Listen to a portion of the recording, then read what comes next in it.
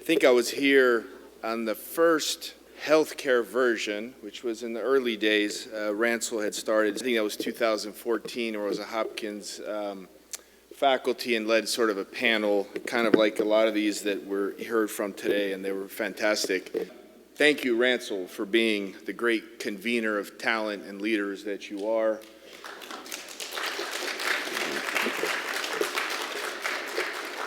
And I couldn't be more impressed by how far this conference has come, and really all leaders in healthcare, and listening and hearing all about it. And Ransel is really a great collaborator as well. And today I'm honored, a little bit privileged, to give kind of a unique blend of a closing remarks, a tribute to a friend, and also a little bit about taking us out of the weeds of what you've been listening to today a little bit, talk about what is this U.S. Gulf country ties in terms of hospitals and healthcare. Personally, I am not just professionally, but just my whole life, I'm an Aramco brat. So if you don't know what that means, I grew up in the camp in Saudi and Dhahran in Aramco, moved there from Houston, Texas in 1979, and didn't ever think that I would come back to that part of the world as a professional. I just came back to the U.S. and went to boarding school and college at Hopkins and became a doctor and academic surgeon, and lo and behold had the chance at Hopkins to get back into this world as a professional. So for that personal journey is not just the professional one, it's really truly kind of in my DNA to be in the Gulf as an American. But before I dive a little deeper into sort of what I've learned and seen over the years in participating in hospital and government relationships in the region, I want to pay tribute to a man who passed away this year, who's a dear friend. Many of you know him, but I'm sure not all of you know Dr. Mohan Shalapa. I mean, he taught so many of us about global collaborations and what it means to be a collaborator and to find ways how we're more common than we are different, and to bridge them. And he loved to make a deal. I used to joke with Mohan at Hopkins that we were going to make him T-shirts, because he just loved and was fueled by connecting governments and hospitals to Johns Hopkins, which he did for about 25 years. We lost him this year, so I'm not going to do a eulogy. In fact, I think Mohan would be very angry that I actually mentioned him or brought him to the forefront. It was a surprise when we learned of his passing. And when I looked at the social media, most of the people who described him, they mentioned two words, which one of them was his gentle. He was a gentle person and a kind person, and that's true. And these are some pictures of some of the big projects Mohan led, the joint venture with Aramco, so many of the hospitals in UAE.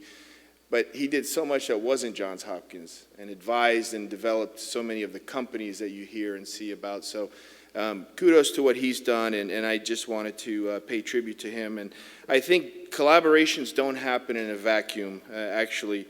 And so this slide kind of looks at how I see the current landscape today, and I've been using this for some version of the slide probably for the past 15 years in talks.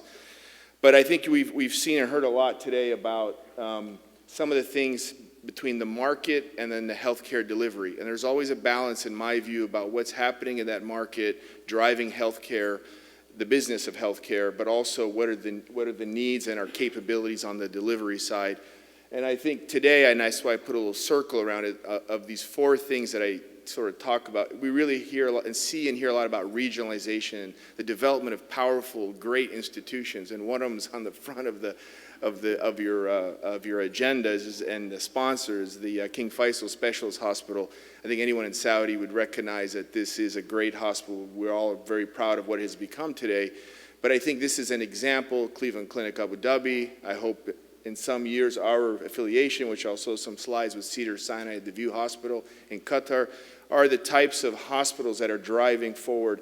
And these are hospitals that are at their ethos, at the core, driven a lot about American people and ingenuity.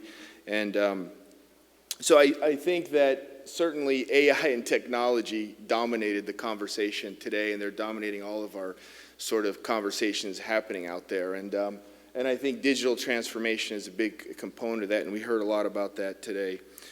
Now, while these factors are sort of the market and the care delivery, are critically important, one thing that I'd like to keep an eye on is that One thing that doesn't change is the importance of collaborations, and I've mentioned that word several times and probably will continue to do that.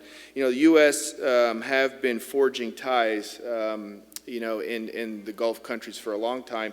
Here I showcase ones that you probably all are very familiar with, whether it's MD Anderson, whether it's Johns Hopkins, Mayo Clinic. I think it all starts with patient and patient care. Historically, or even today, it's about a joint commitment to giving the best care to the citizens of those countries. And it's how I look at it, first and foremost. And then we do it indirectly through technology, through processes, even AI processes, improving healthcare delivery.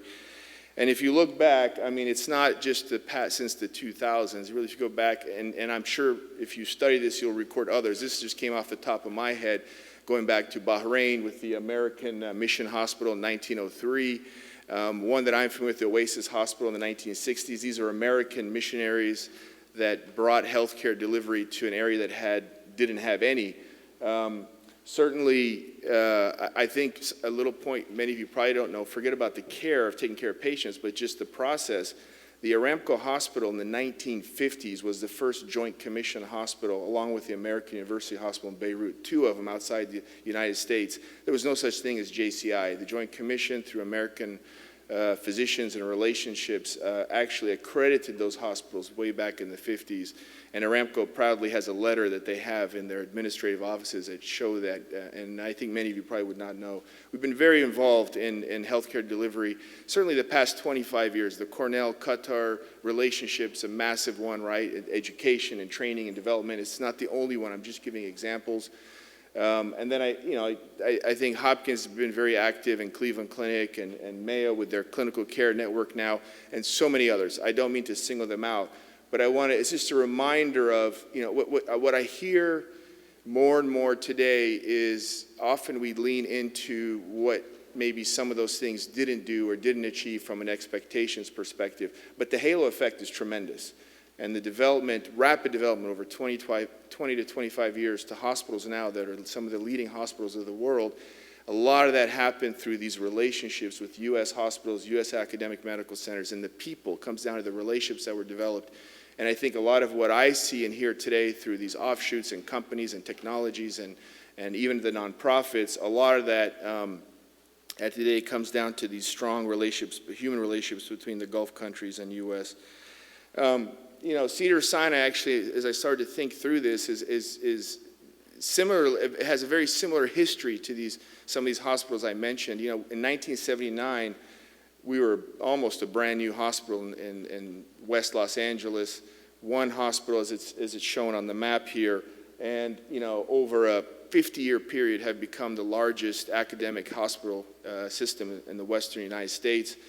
Not only are we have a strong footprint of 5 hospitals and over 250 clinics and locations in the Los Angeles and Southern California area, but we're also very much now a global entity through academic partnerships, through affiliations and strategic collaborations, through starting to own clinics and assets overseas. And all of that meant, and actually through technology, and we invest in funds in Singapore and UK and Europe and other places to collaborate and drive technology. And these are the types of things that we promote and the vision we have. And I think Musa mentioned, his guy from Mass General, who's now our guy, President Peter Slavin, also believes in this and drives this forward for us. This is the View Hospital. It's a young hospital, brand new. I think it's going to showcase the critical, or sort of the high-touch experience to the Gulf with the collaboration with the U.S. hospital, Cedars-Sinai, that's going to differentiate a private sector market in Qatar and for the region. It'll add a new dimension in addition to some of the other hospitals I've mentioned that are real powerhouses in the region. And we're supporting them and trying to get them there as fast as we can. As we look ahead, to the future of healthcare, and dare I say mankind, lies in deepening our shared commitment to global healthcare together. And, I think what dictated success in the past will be the same in the future, and it's going to be tied to collaborations. And that's kind of the main theme, the main point I want to make as we tie this, another great edition of the C3 Summit. At the end of the day, we took a deep dive into a lot of the delivery side, but what's really going to matter is who's going to support, from government to finance to private sector, on both sides, going to build bridges and build ties to whatever U.S. Entity it might be.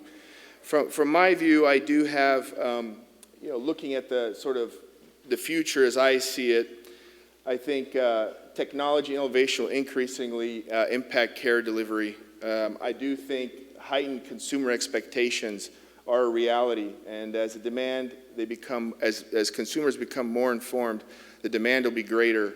Healthcare will become more expensive. It is more expensive. It's very difficult to deliver at the same level of quality and meet those demand, and who's going to pay for that. And as you can see across the world, not only in the U.S., certainly in Europe and other places, those expectations, the society, the expectations of access to care and the quality and the experience are outstripping the ability for government entities to deliver, and the private sector is probably not quite ready for that, and we need to get there. We must increase our collaboration and find new models. So I'm going to keep saying that because I just really believe that those things that I described before from these U.S. academic hospitals, we can find new ways to do business models for the growing and sort of flexing, if you will, private sector in markets like the Gulf countries and elsewhere in the world. But we need to work together. I think what dictated these successful collaborations yesterday will do the same tomorrow. It is our persistence in building relationships grounded in trust and mutual respect, with genuine human connections and shared purpose of leaving a positive impact on the global healthcare space. I read that because I wanted to get those words right, those thoughts, because I think no one could have modeled that more than Mohan, and I think I try to carry that spirit into the future at Cedars-Sinai. And so the lessons I've learned, and I always like to leave with these, and they're common to all of you who are very senior leaders in your own right, most of you. But culture eats strategy for lunch every day of the week. Let's not forget that as we continue to spin and move forward quickly. Don't attempt to sell a product or a service that you don't already do well at home. This is a very common challenge or sort of mistake. People that get into sort of collaborations and international work will tend to want to, and especially with new technology moving very fast, let's make sure we hone our ability and our understanding at home before we take them abroad, in my opinion. We are better together. Humility and a willingness to learn are always essential. And change is constant. And but I always feel like the more things change, the more they stay the same. And so we are going through a very transitional era. But let's not remember, it's those collaborations and the human element that's going to trump everything else. So with that, it's some of the final touches I wanted to put on the summit. And again, thank you, Ransel, for being the star convener you are, and for all of you who are here today, making me smarter and all of us smarter. Thank you.